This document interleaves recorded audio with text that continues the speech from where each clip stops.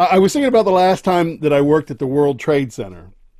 It was just about a month before 9/11. And I don't know if you've ever spent any time in the World Trade Center, but it was a pretty shitty building. It was an awful design. It had terrible ventilation. So whatever side the sun was shining on was always unbearably hot. So they would crank up the air conditioning and make the other side brutally cold. They used to say you could go through all 4 seasons in a day of working at the World Trade Center. The elevators were a nightmare. Parking was miserable. But the views were something special.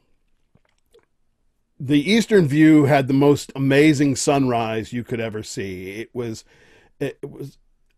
up. You could see the sun long before it hit the city below, and the contrast between the dark and the light was striking.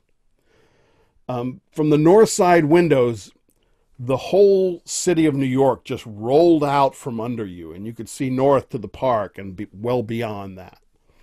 And the southern side had a great view of the bay. But for my money, the best view was the southwest corner. You had the marina and the Statue of Liberty and great sunsets. And if you were high enough up, you didn't care that the rest was New Jersey. And because of the height, on a clear day, it took forever for the sun to set.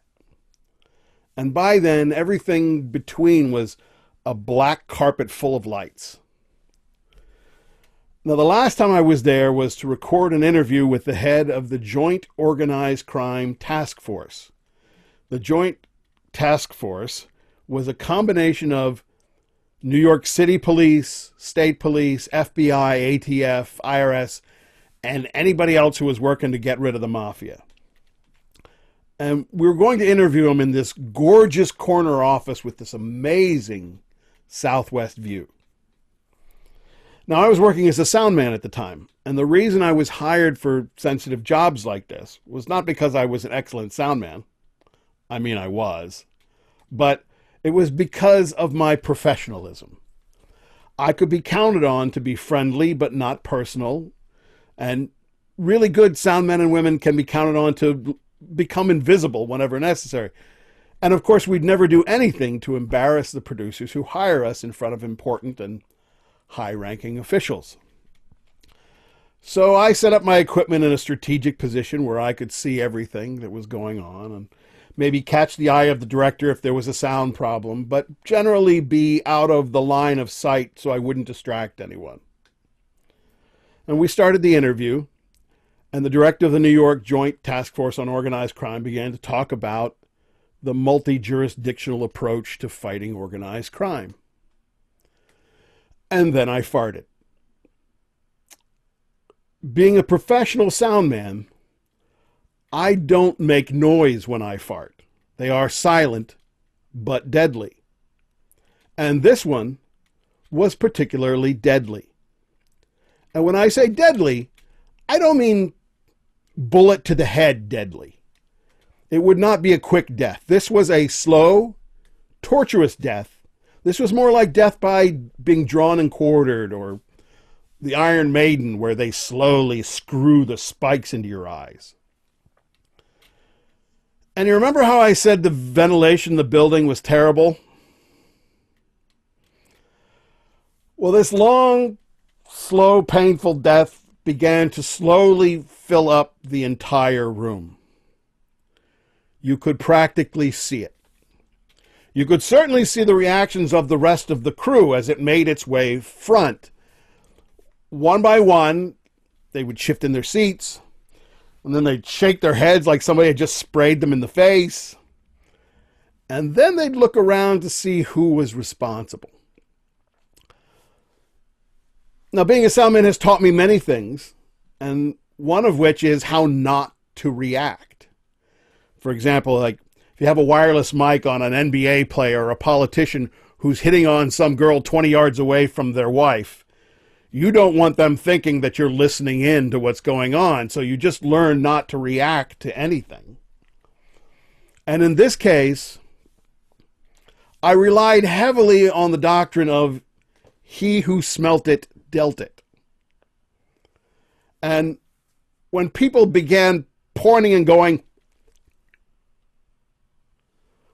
I pretended that I had no idea what was going on, pointed to my earphones and gave him the thumbs up. The sound is good.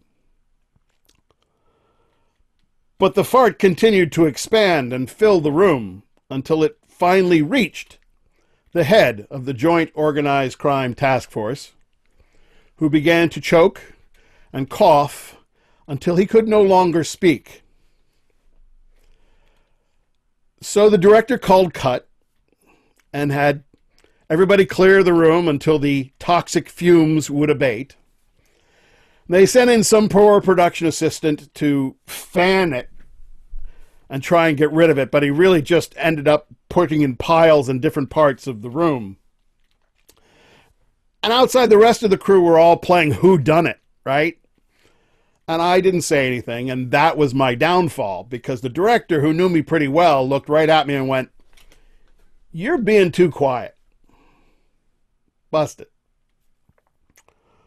Well, fortunately, there's this thing called olfactory fatigue, which means when we're around smells, good or horrific, after a while we can't smell them anymore.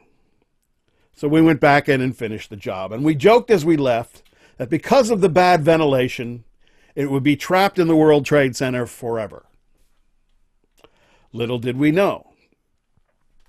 Postscript. Several years later, I was working with the same crew, which is a testament to the kindness and forgiveness of really good people. And we were at the National Institute of Standards and Technology, where they were doing a computer model of the World Trade Center to study how the building collapsed.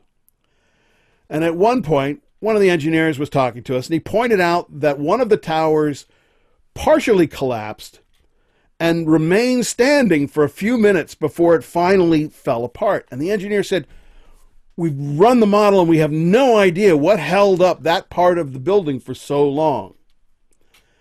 And the whole crew turned as one and smiled at me. And the director said, "I may have an idea that would help you out there."